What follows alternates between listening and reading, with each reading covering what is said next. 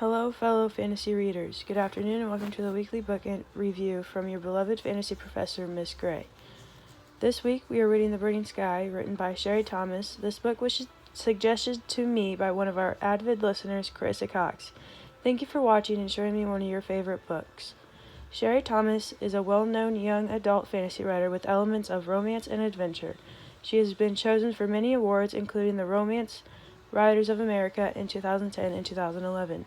This book is a coming-of-age and action-adventure. Our main character, Ireland Seaborn, is a teenage mage in a time where mages are not favored and looked down upon. She brings peace and saves her world.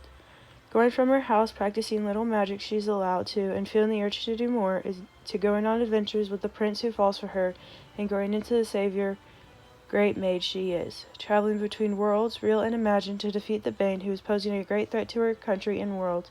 Falling in love with the prince, who wouldn't stop at any cost to make sure she was safe and becoming a key part of his life. All of this was her journey to becoming a strong and brave person who she thought she could never be. The storyline was hard on characters, Ireland mainly, and made her change her perception of herself and those around her. She grew into a young woman who could fight off an army. This book was challenging and engaging for all of those who were in it. The growth seen by all the characters is something a young teen/adult could look up to based on how they want to approach the challenges they face.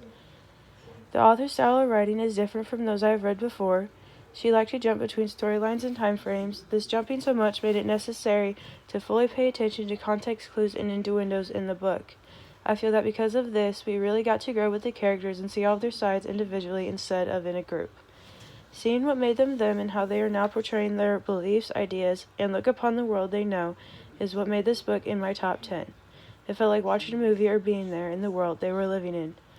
She could never jump into the future, so it made it a surprise of what was going to happen and put you on edge to learn the outcome of some of the major decisions they made. I would like to compare this book to Percy Jackson's series. Both of these books are action-adventure and contain a hint of romance.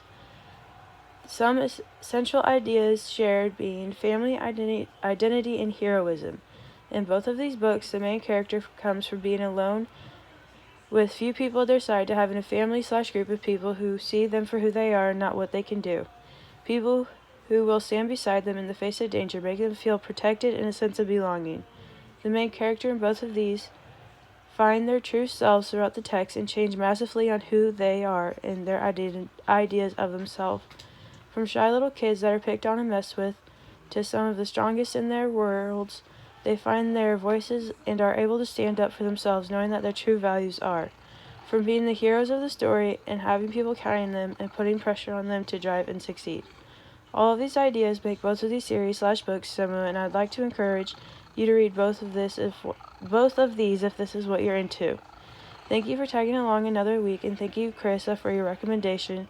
Leave more ideas for future books in the comments, and tune in next week for a new episode. Farewell.